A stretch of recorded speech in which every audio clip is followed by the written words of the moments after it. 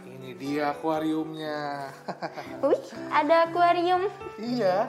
Nah, ini pasir selincanya ya. Ini Kak, Iya.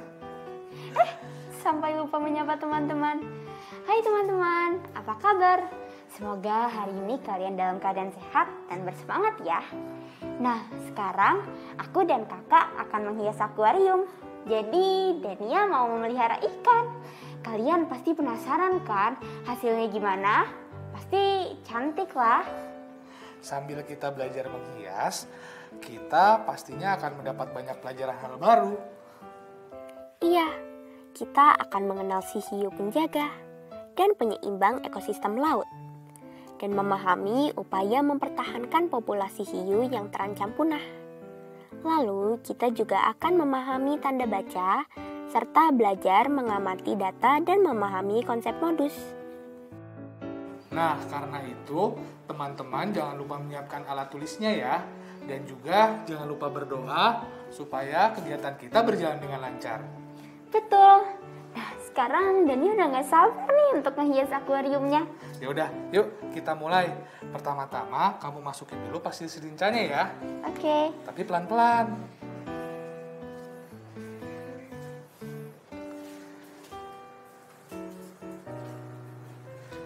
Nah, setelah itu kita masukkan pupuk cairnya dan karbon aktifnya. Oke.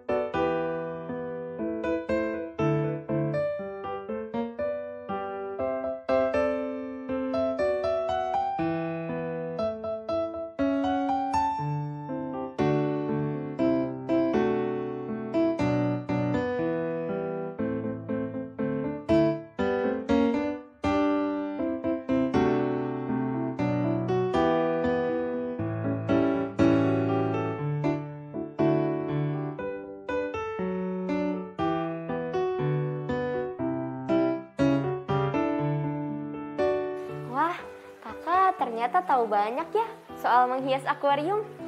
Ya karena dulu kakek suka melihara ikan juga. Jadi kakak bantu-bantu kakek. Oh iya, kakek suka melihara ikan juga ya? Kakek dulu melihara ikan arwana.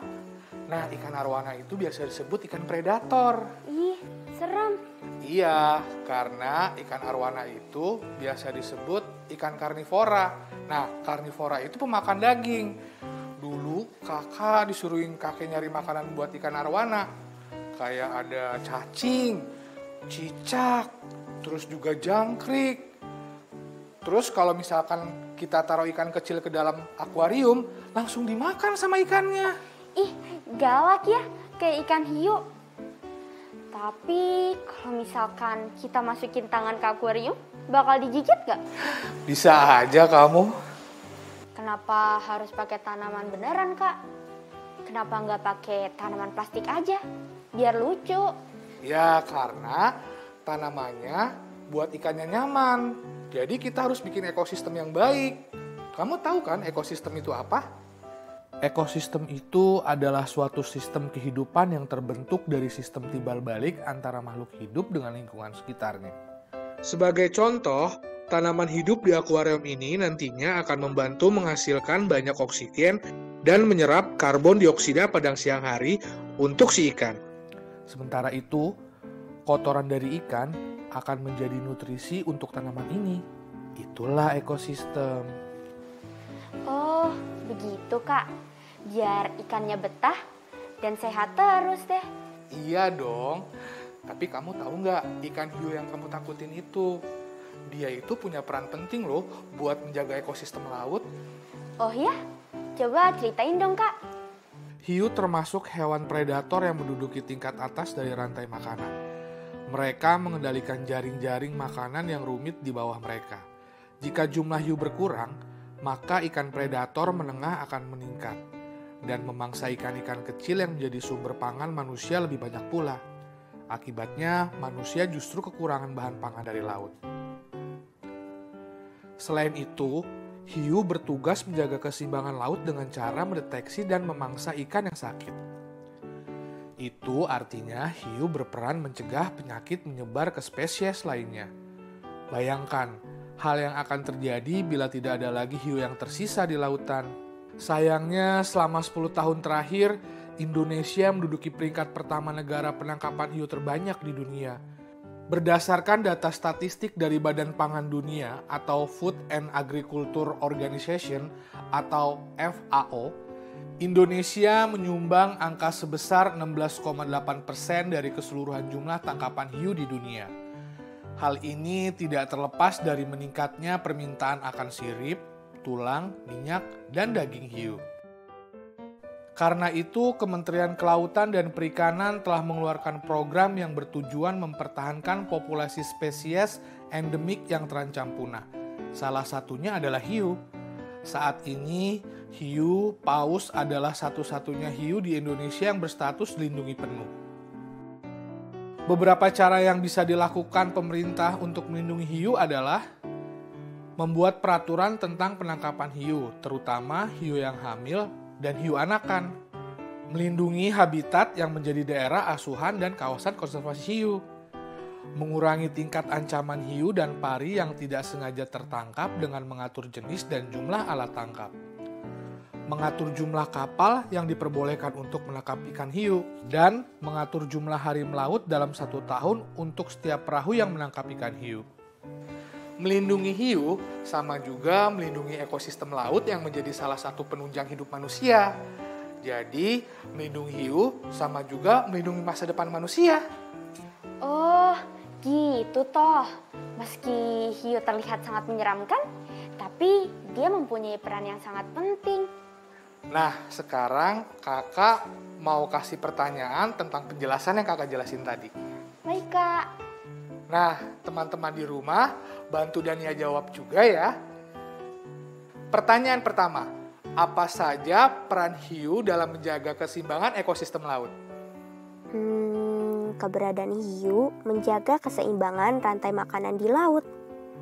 Karena jika hiu tak ada, ikan predator menengah akan semakin banyak, yang kemudian memakan banyak ikan kecil yang menjadi sumber pangan manusia.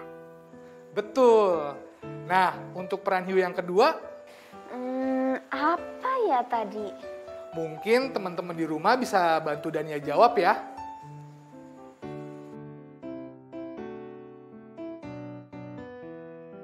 Betul. Hiu juga bertugas menjaga keseimbangan laut dengan cara mendeteksi dan memangsa ikan yang sakit. Itu artinya hiu berperan mencegah penyakit menyebar ke spesies lain. Kakak seneng deh Dania dan teman-teman bisa menjawab dengan baik. Kalau begitu, pertanyaan selanjutnya ya. Apa saja upaya mempertahankan populasi hiu yang terancam punah? Ada beberapa usaha yang dilakukan pemerintah, antara lain membuat peraturan tentang penangkapan hiu, terutama hiu hamil dan hiu anakan, melindungi habitat yang menjadi daerah asuhan dan kawasan konservasi hiu, mengurangi tingkat ancaman hiu dan pari yang tidak sengaja tertangkap dengan mengatur jenis dan jumlah alat tangkap, mengatur jumlah kapal yang diperbolehkan untuk menangkap ikan hiu, dan mengatur jumlah hari melaut dalam 1 tahun untuk setiap perahu yang menangkap ikan hiu. Wah, hebat sekali Dania. Iyalah, Dania. Dania seneng deh. Soalnya Dania bisa mempelajari tentang hiu. Nanti kakak ajarin Dania lagi ya tentang ikan-ikan lainnya. Boleh dong. Nah, tuh akuariumnya udah jadi. Wah, cantik banget kak. Iya. Nah, sekarang tinggal satu lagi yang harus kita masukin biar akuariumnya semakin lengkap. Ikannya. Betul. Pelan-pelan ya masukinnya. Ayo. Iya. Sambil kamu tutup.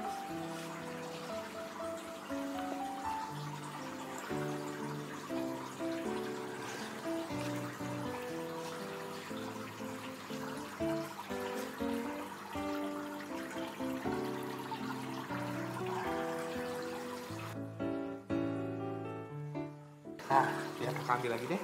Oke. Ayo semua, kita ikut yuk ke rumah baru. Ayo, hei. Masuk. Ya. Yuk. Ada dua, ternyata dia lompat tadi. Hei, ayo cepat.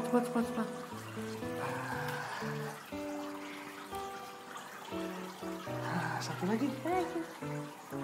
Ayo. Dia nggak mau. Masuk.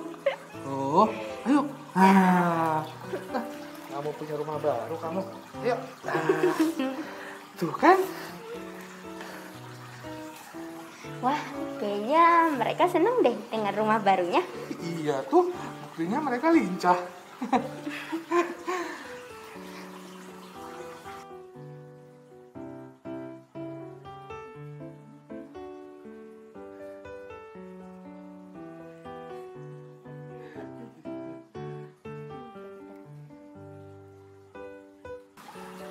Yaudah deh, sekarang foto dulu ya, biar Dania bisa tunjukin ke teman-teman. Yuk.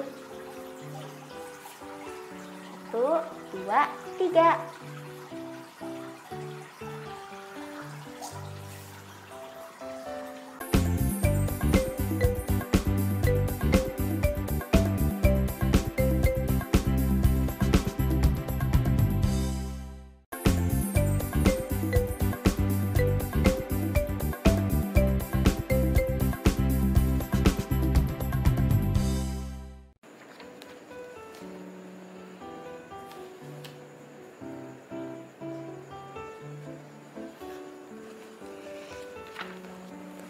Kak, Dania bingung nih ngerjain PR-nya.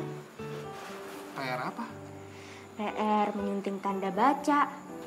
Tapi ada beberapa tanda baca lain. Dania belum ngerti. Oh gitu. Memangnya tanda baca apa aja yang udah Dania tahu? Ada beberapa. Teman-teman di rumah masih ingat kan? Ayo kita ingat-ingat lagi. Pada pelajaran yang lalu, kita sudah mempelajari tanda baca dan fungsinya. Di antaranya, tanda titik yang dipakai pada akhir kalimat pernyataan. Kedua, tanda koma dipakai di antara unsur-unsur dalam suatu pemerincian atau sebelum kata sapaan. Yang ketiga, tanda tanya dipakai pada akhir kalimat pertanyaan. Keempat, tanda kutip dipakai untuk ujaran langsung. Dan terakhir, tanda seru dipakai pada akhir kata seru, kalimat perintah, atau kata yang menunjukkan rasa marah, terkejut, kagum, atau kesungguhan. Oke, kali ini kakak mau ngajarin 3 tanda baca baru dan fungsinya ya. Yang pertama, tanda titik 2. Tanda ini dipakai pada akhir suatu pernyataan lengkap yang diikuti perincian atau penjelasan. Contoh, Mereka memerlukan perabot rumah tangga titik 2, kursi, meja, dan lemari. Dalam kalimat tersebut, kursi, meja, dan lemari merupakan rincian dari perabot rumah tangga. Maka tanda titik 2 diberikan setelah perabot rumah tangga. Oh gitu. Namun, jika perincian atau penjelasan itu merupakan pelengkap yang mengakhiri pernyataan, maka tanda titik 2 tidak dipakai. Contohnya seperti ini. Mereka memerlukan kursi, meja, dan lemari.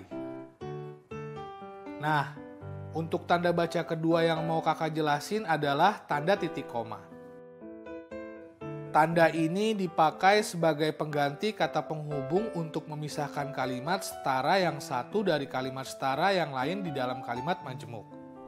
Contoh, kakak menyelesaikan pekerjaan, ibu menulis surat, adik membaca buku cerita. Lalu yang ketiga ada tanda kurung yang dipakai untuk mengapit tambahan keterangan atau penjelasan. Contoh, dia memperpanjang surat izin mengemudi, dalam kurung SIM. SIM dalam kalimat adalah tambahan penjelasan yang merupakan singkatan dari surat izin mengemudi. Karena itu diberikan tanda kurung. Selain itu, tanda kurung juga dipakai untuk mengapit keterangan atau penjelasan yang bukan bagian utama kalimat. Contoh, sajak Tranggono yang berjudul Ubud, dalam kurung, nama tempat yang terkenal di Bali, ditulis pada tahun 1962. Kalimat di dalam kurung adalah penjelasan yang bukan bagian utama dalam kalimat. Tanpa kalimat dalam kurung, kalimat utamanya menjadi seperti ini. Dalam kurung muncul kalimat utama saja. Oh, begitu ya, Kak. Gimana? Sudah paham? Udah, Kak. Sekarang Denia coba kerjain PR-nya ya. Ya sudah, nanti kalau sudah selesai kakak koreksi ya. Siap, Kak.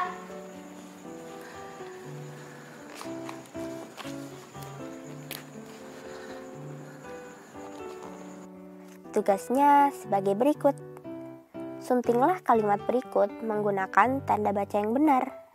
Kalimat pertama, rencana aksi nasional atau yang disingkat menjadi RAN. Biota laut adalah tindakan yang dilakukan pemerintah untuk melindungi hewan dan tumbuhan laut di Indonesia. Kira-kira tanda baca apa ya yang kita gunakan? Kalian ingat penjelasan kakak dengan contoh singkatan SIM tadi? Ya, kalimat ini seharusnya menggunakan tanda kurung di dalamnya.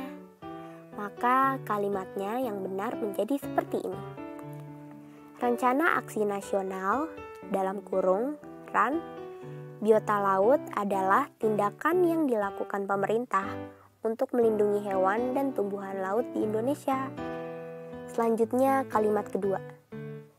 Nelayan di Tanjung Luar dan Pulau Maringkik menjadikan hiu sebagai tangkapan utama. Koma, nelayan di Aceh dan Toraja menjadikan hiu sebagai konsumsi lokal. Koma, nelayan di tempat lain memotong sirip hiu ketika tidak sengaja menangkapnya. Apakah teman-teman ada yang tahu tanda baca apa yang kita gunakan di kalimat ini?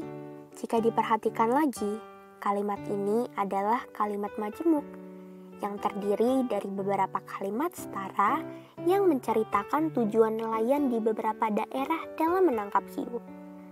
Karena itu, tanda baca yang tepat adalah titik koma. Maka penulisan yang benar akan menjadi seperti ini. Nelayan di Tanjung Luar dan Pulau Maringkik menjadikan hiu sebagai tangkapan utama. Titik koma.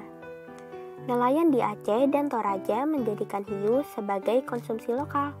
Titik koma. Nelayan di tempat lain memotong sirip hiu ketika tidak sengaja menangkapnya. Nah, tinggal satu kalimat lagi nih teman-teman.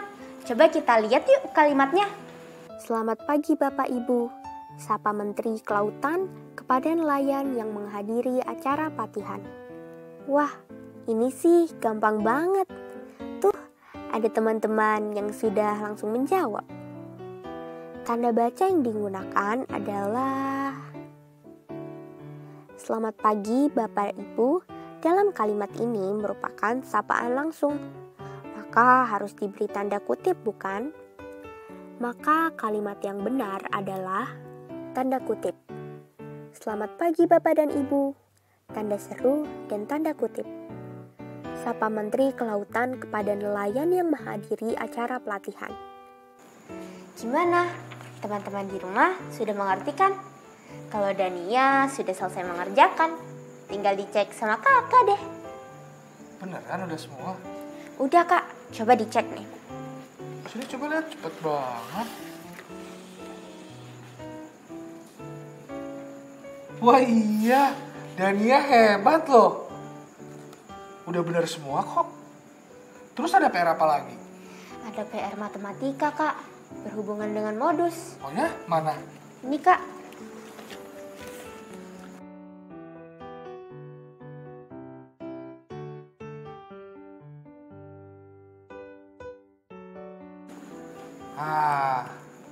Oke. Coba kakak ganti dengan soal yang lainnya ya. Saat memasuki kebun binatang, Rudi bertanya hewan apa yang paling ingin dilihat oleh anggota keluarganya.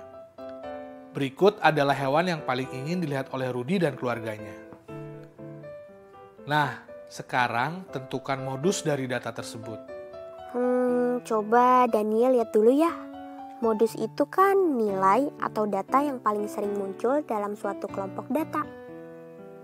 Berdasarkan data tersebut, hewan yang paling sering muncul adalah harimau, yaitu sebanyak 2 kali. Jadi modus dari data tersebut adalah harimau. Betul, tetapi selain memperhatikan data yang paling sering muncul, modus juga dapat kita peroleh dengan memperhatikan data yang mempunyai frekuensi terbesar. Maksudnya gimana tuh kak? Sebagai contoh data, banyaknya hewan yang dilihat Rudi di kebun binatang berikut ini.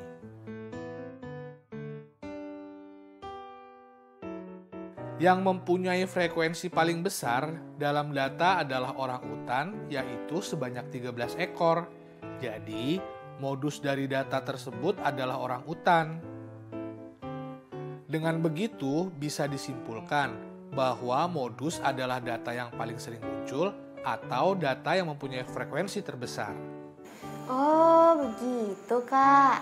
Nah, sekarang kamu udah bisa kerjain PR-nya.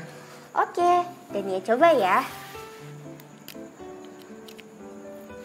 Indonesia kaya dengan keanekaragaman flora dan faunanya. Bahkan jika diperhatikan, di lingkungan sekitar rumah pun banyak sekali jenis hewan dan tumbuhannya. Pada suatu kali, Rudi mencatat data fauna yang ada di desanya. Sekarang tentukan modus data tersebut. Menurut penjelasan kakak tadi, modus bukan hanya data yang sering muncul, tetapi modus juga merupakan data yang mempunyai frekuensi terbesar.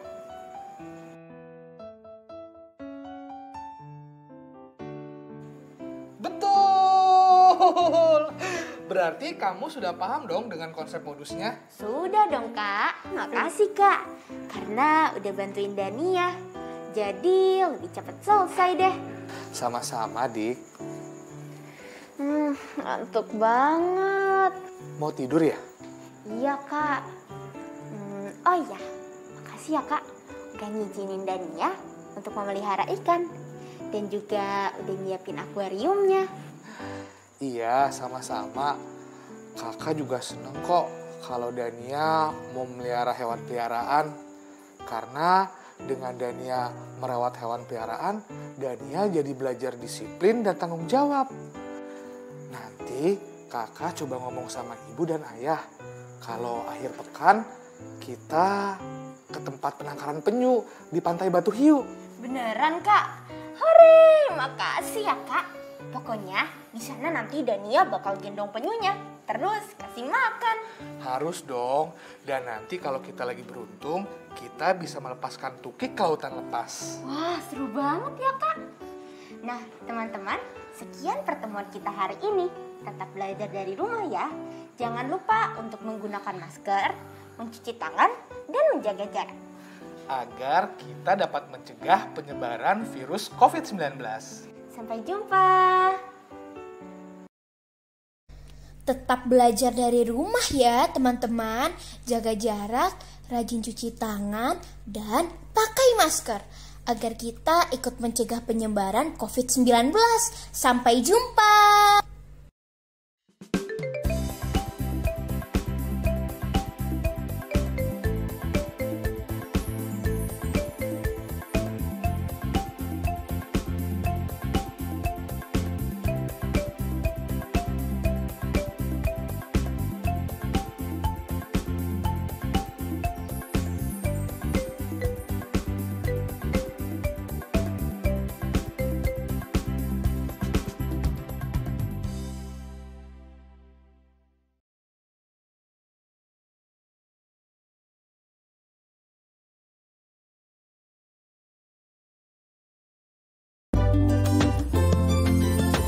Sering-sering cuci tangan, gunakan sabun, pakai masker, menutup hidung mulut. Jangan lupa jaga jarak saat ketemu orang. Makan yang bergizi, jaga kesehatan. Anak Indonesia, anak Jangan kendor, jaga kesehatan.